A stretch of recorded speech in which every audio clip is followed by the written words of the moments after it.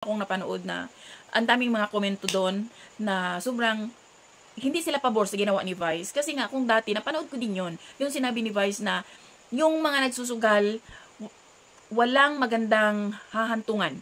Wala daw siyang nakilalang tao na nagiging maganda ang buhay dahil sa sugal.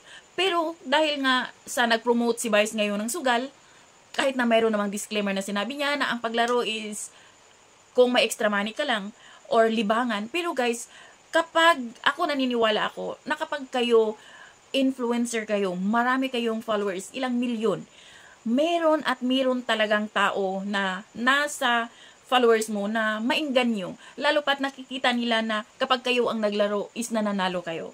'Di ba? Meron at meron talaga. So yun nga ang sabi ng mga hindi agree sa ginawa ni Vice na sinabi nila na pera-pera na lang si Vice. Kasi sinabi niya noon pero ngayon ginawa naman niya, nag-promote siya ng sugal. 'Di ba? Kung sinabi niya noon dapat din na siya nag-promote. Pero guys, for sure, malaking amount ang binayad kay Vice. Kasi si Vice, alam naman natin yan, hindi yan mag-promote kung hindi malaki ang halaga. Kung sabihin mong putso-putso lang, hindi yan.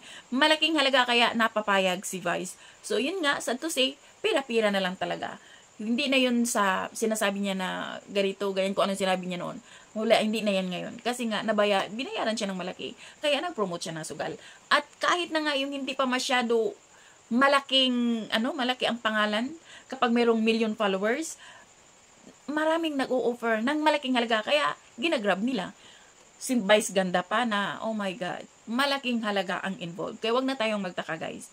So, kung mayroon man silang maingganyo, din kawawa yung taong maingganyo kapag naglaro ng sugal. So, yun lang, guys. Thank you for watching. Sana sa mga nagsusugal, sana pag-isipang mabuti. Pero kapag na-addict na kasi sa sugal, wala na, hindi na yan makapag-isip.